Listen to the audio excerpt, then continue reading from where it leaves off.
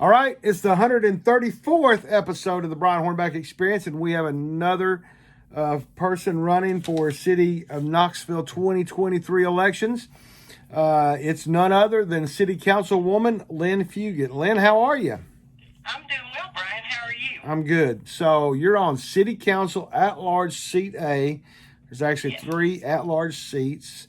You've served for about 4 years, and apparently you've done a good enough job that at least you've drawn an opponent, right? I suppose that's one way of looking at it. Anyway, so the last 4 years have been interesting. You went through, obviously you and the mayor both were newbies a year ago because the mayor's up for re-election, but y'all went through a pandemic. You went through a lot of stuff. You've gone through a couple of police chiefs. So looking back, what do you have to say about the last 4 years? And then we'll run through you've got about 5 items that are kind of your re-election campaign platforms, but just kind of talk briefly about the last 4 years. Well, I'm tired of the word unprecedented, but it truly has been. Who would have thought when we took office in December, the things that were coming at us less than about 90 days later. Yep. You think you're going into a regular cycle of being a city council person and you're going to move along with a regular agenda. And then the pandemic really, in some ways, Brian, it almost feels like we just got elected because it's really only been in the last couple of years that we've really been able to, I think, start working on in a large way, more city issues without the pandemic looming overhead. Well, and I mean, you also, so y'all took office middle of September of 2019. No, December. Well, I'm sorry. What month did I say? September. Oh, okay, yeah. So I meant December. I think September because the county always starts in September. But anyway, so y'all started the middle of December 2019.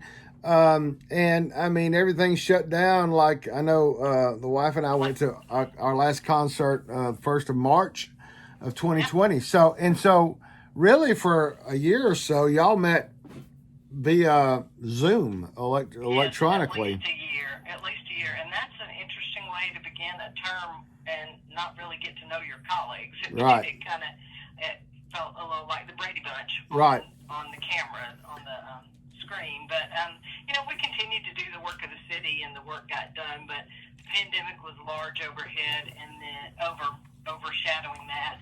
And then the racial tensions that began happening with the George Floyd issue, and some of that came to Knoxville too. Well, and we were very lucky as a city. We did not have the kind of issues that many other cities did, but it was still there. Well, you did, and I we'll get back to that. Just to kind of reintroduce you, I failed to do that as we got started, but you grew up in Greenville, South Carolina. Your mom was an educator, dad was an entrepreneur, but you came to UT. And I guess just kind of, first of all, you met your husband, Scott, here, and you graduated here, and I guess y'all just kind of stayed here, right? Well, we were briefly away when he was an officer in the Navy, but came back in 1988 and never left, and we have raised our 2 adult sons here, and from the day I got here, really started getting involved in the community and fell in love with Knoxville in a whole different way as an adult than you experience it when you're a UT student. Right, and both your sons are married, and you have a couple of grandkids already. So I do. One son is is a captain in the Army overseas, and one is here. Wow, and so like you say, you've had. You've been in the banking industry, but you've been involved in the community. You helped lead 9 Counties, One Vision back 23 years ago. Yes. Then you served a couple of terms on the school board, and so I'm sure, as someone who still suffers from PTSD from being on the school board, I'm sure I'm sure you still have the battle scars from that. But it's obviously you've been involved, and so you have a record, and you know, it's I don't think it's from what I can tell, there's nothing, you've not been negatively impacted by the mainstream media, or at least BrianHornback.com, in any of those capacities. So I guess you're doing a pretty good job. Thank you. I'd like to think so. You know, Brian, I think I just really tried to think about what's the best thing for whatever body I'm serving on, whether it's a board, the school board, a community board, or city council. And so I try to listen to all sides of an issue and make a decision. And so far, you know, well, and I don't have it perfect, but no, I well, think I've done all right. Nobody has it perfect. But you know, I think probably what's helped you is, you know, from 9 counties, 1 vision. You had to think from a 50,000 foot view, because you're looking at 9 counties, and you're involving stakeholders from all those areas. But then when you get on school board, you were representing the 4th district, which is predominantly West Knoxville, Sequoia Hills, Rocky Hill, and so right, and so you got all the hills. Right, so you got that dynamic, and so, but then when you get elected city council at large, you get to think again from a broader perspective of trying to represent the whole city, and so, you know, that's the interesting dynamic for the 3 of you that are at large on city council, and the 2 that are at large on the county commission, is that, you know, you can, I guess your phone rings a lot more because everybody in the city thinks that you represent them, and you do. But at the same time, you don't have to always just adhere to that one district view. Does that kind of sum it up right? It does. And you mentioned 9 counties, 1 vision. I really do think that was a great experience to help me learn to know that there are lots of people with lots of opinions who all want the best thing for their city or their whatever. They may just have a different viewpoint about how you get there, but you really have to listen to all of that, and that is why I like being at large, because you do look at it from a citywide perspective. Well, and when you start going through the 9 counties, man, they're so different. I mean, you could go to Anderson County, and it's a very different dynamic than it is in Roane County or Blount County or any of the other counties. And so, I mean, it is very interesting to see how East Tennessee is made up, and what the thought process is for all those counties. But let's talk about the next 4 years. You got on your website, which is Lynne Fugate City Council. That's LYNNE FUGATE citycouncil.com, and you can also find Lynne Fugate City Council on Facebook using the same search on Facebook. First thing you have is affordable housing. I know the city has really worked on affordable housing. There's been some affordable housing developments that the city has helped to attract, get approved, whatever the process is for that. So kind of talk about where the city's at on affordable housing, kind of where you think it's going to be the next 4 years, because I think that's really I know we're doing this on Sunday, August the 6th. Just saw in Tennessee this week, they were talking about affordable housing. That is the hot topic item. I mean, I remember when my wife and I bought our first house in '92. We bought it for less than $60,000, and I looked it up the other day, and it's a $300,000 house. It's kind of crazy, yes. but anyway, kind of talk about where we've been and where you think we're going the next 4 years on affordable housing. Okay, well, you may have to cut me off if I start talking too much. Oh, you're good. You know, there's affordable housing and housing affordability. They're kind of the same, and they're kind of different. Yep. Affordable housing often is the term used to help people at the lowest end of the economic strata who really have a hard time finding anything that they can live in that they can afford. And over 30 years ago, I was on a task force that then created Knox Housing Partnership, which is now HomeSource, and we were the first affordable housing nonprofit in Knox County. So got a lot of experience with that, on the board for 15 years and president for 5, and we really worked to build housing that required subsidies, government subsidies, to keep the price low enough that a family that made between 50 and 80% of area median income could afford it. And that is still going on. The city has spent a lot of effort in the last few years trying to increase that housing stock. They've done it with some permanent supportive housing for people who need more case management to help them stay in housing and keep it affordable. They've done it by building apartments to help with affordability. And then the other issue we have is the affordability piece, in that there are not enough houses for the people who want them. No matter your income, they've gone up so high, they may not be as affordable to people as they used to be. And that's creating a whole nother dynamic, and we're just going to have to build more houses, increase the housing stock to help, that's old econ, supply and demand. Right.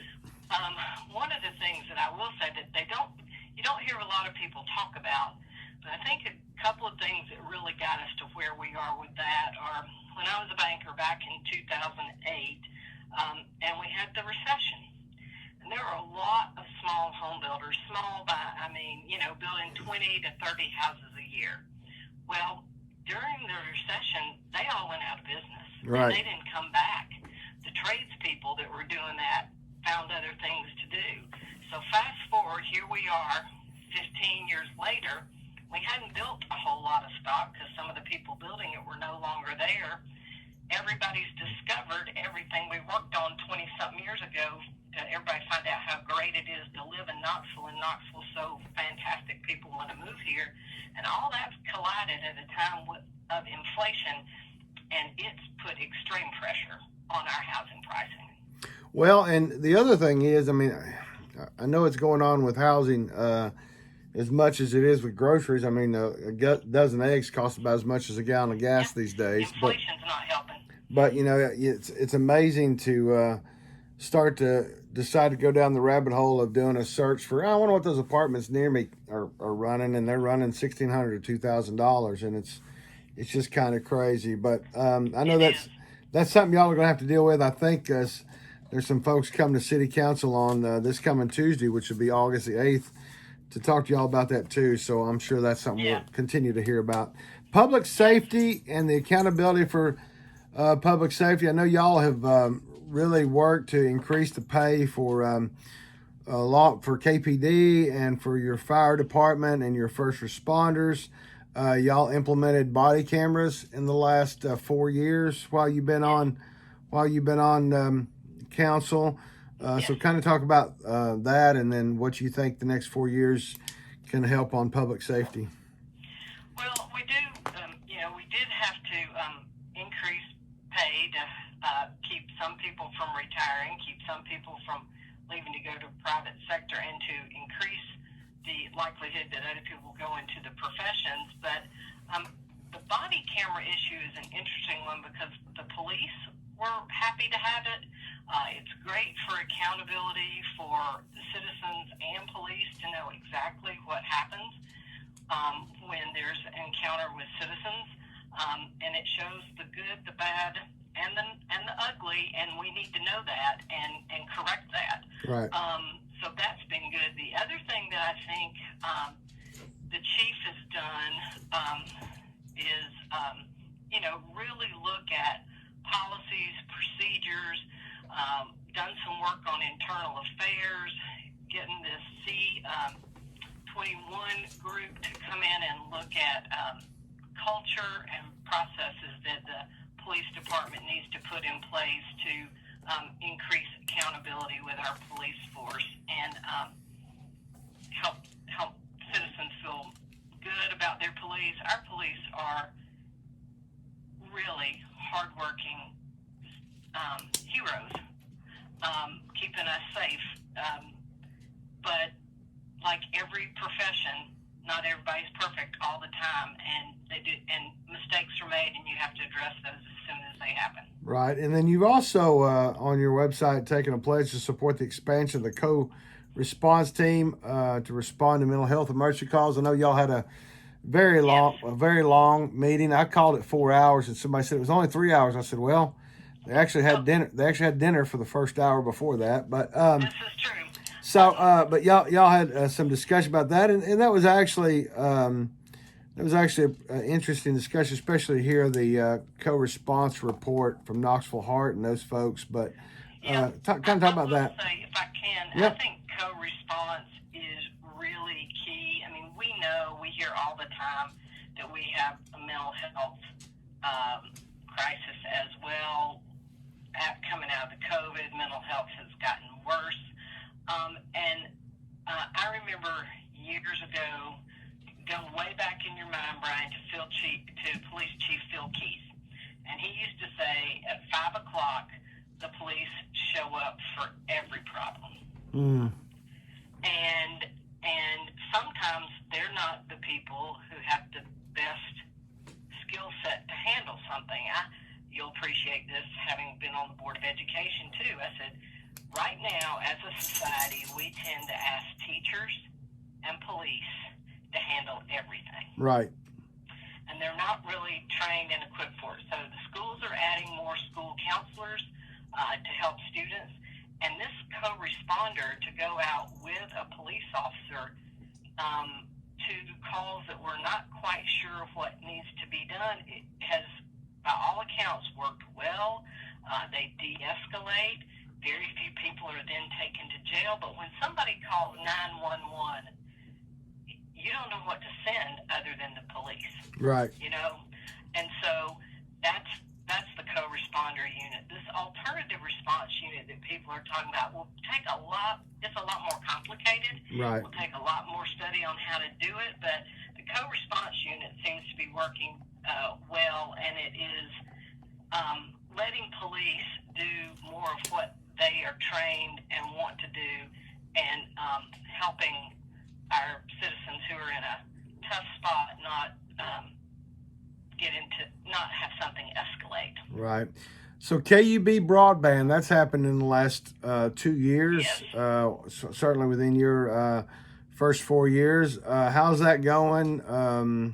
Everything appear to be going along well. Yes, it is. The people who have the KUB broadband seem very pleased. They're moving right along with it. They started in the parts of the city that really didn't have much service at all, and so that seems to be going well. KUB also covers a large swath of Union County that didn't have any internet service. So by allowing KUB to offer that service, we're also helping one of our neighboring counties to get it as well. But they're working in the city of Knoxville first and moving that along. I wasn't sure that I liked that when it was first proposed, but after KUB did it, now LCUB's doing it, which covers a lot of the deep West Knox County areas. So it appears to be, at least I guess it's leveling the playing field for the folks that offer Wi-Fi that sometimes prices it out of the market for some folks. It's true.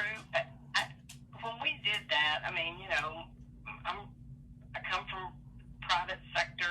I appreciate the private sector, but the private sector's motivation is the shareholder, and sometimes you can't go someplace that needs it because it just won't pay for itself.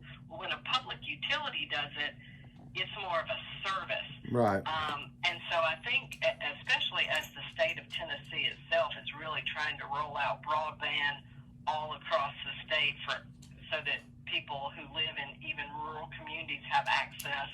Somebody told me once that the electric company used to be private too. Right. And then it became a utility. So. Yep. Well, let's talk about neighborhoods, greenways, sidewalks. I know one of our previous mayors, several mayors ago, spent a lot of time, a lot of money on parks and greenways, and seems like it's always in the budget. The city's done a phenomenal job at Lakeshore Park, creating probably what would be deemed a world-class park. But talk about what's happened the last 4 years with greenways and sidewalks and. So, thanks for asking that question. So, Lakeshore is also, it is a world-class park, but there's a lot of private money into that. Right. It's not city taxpayers paying for all that, but a lot of the money you see in the budget for greenways and parks now is a lot of maintenance. We're not adding a whole lot of brand new parks, but we have improved the parks throughout the city. The greenways, we're still trying to work on making greenways connected. Way back 23 years ago with the 9 Counties One Vision, that was one of the things people in the community said they really wanted. They wanted greenways to connect so you could ride a bike or walk or travel without always having to be on a road and get across our city and county, for that matter, with the greenways, and that seems to be working as well. Well, and before we finish up, I guess the one thing I haven't talked about that seems to always come up in a city campaign is the downtown baseball stadium. I know County Commission approved it 11-0. City Council approved it 8-1. It's the cranes are up. Every morning as I drive into downtown, I see at least 2, maybe 3 cranes. So the baseball stadium's coming up. There's a lot of activity down there. There's no way to not do the baseball stadium because it's approved. The Sports Authority's doing it. So kind of talk about the baseball stadium and all that development, and then I guess we've covered just about everything. Okay. Well, I do think, the baseball stadium is going to be an economic catalyst for another part of downtown heading toward East Knoxville. The urban wilderness has been an economic catalyst for South Knoxville. So, and the city invested a lot of money in downtown originally to get downtown to be the economic catalyst it is.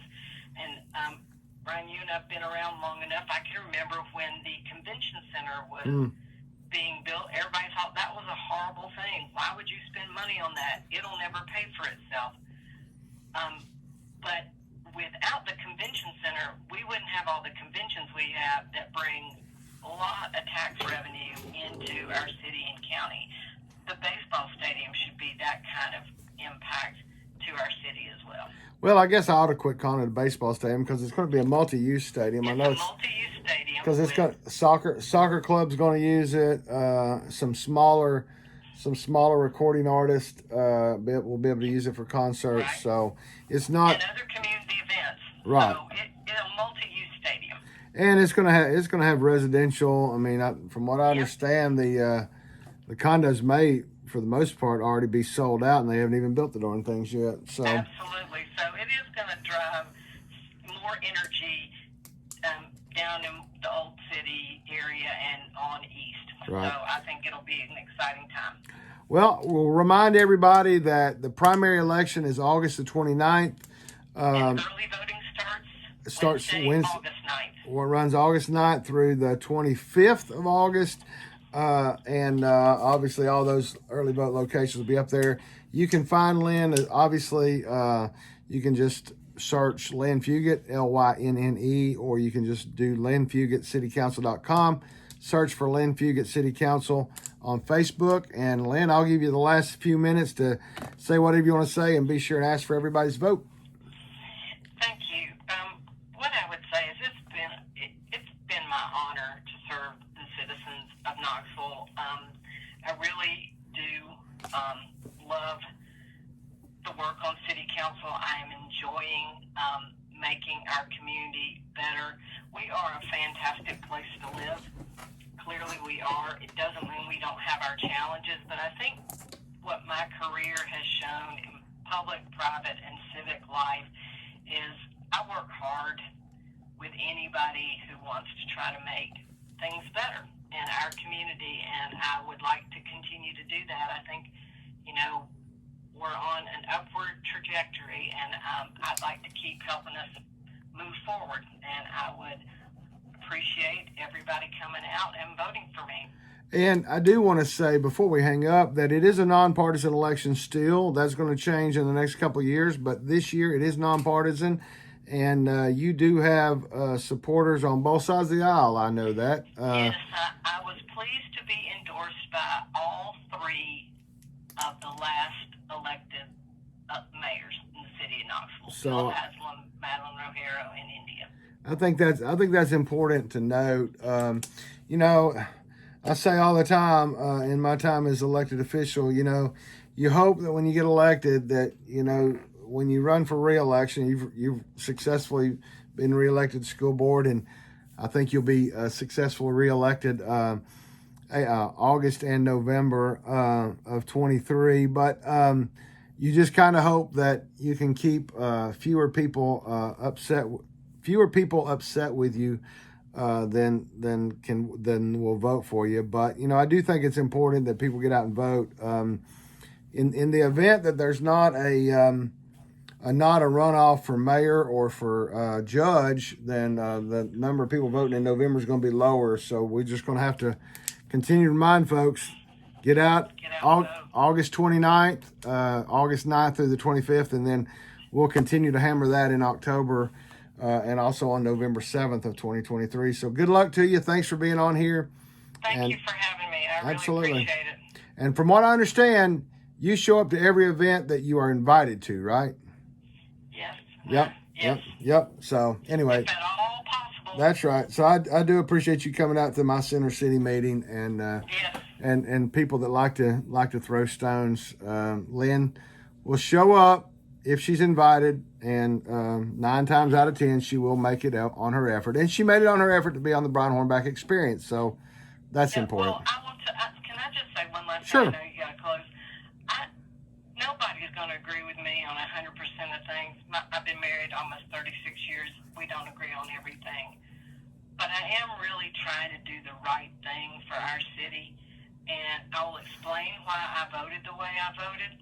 You may disagree, but I want people to know there's a reason why I vote the way I vote. It's not just because. Right. I really give it a lot of thought. Well, yeah, that's interesting. You mentioned you've been married 36 years. My wife and I have been married 35, and I know that I don't even agree with myself sometimes. So, I know she don't agree with me a lot of the times either. But you know, I do think you've encountered the best and the worst in both your elected positions, and wish you well. And anything I can do to help get the word out, I'll do it. Thank you, Brian. Thank you. I appreciate it. No problem. Talk to you soon. See you. Bye.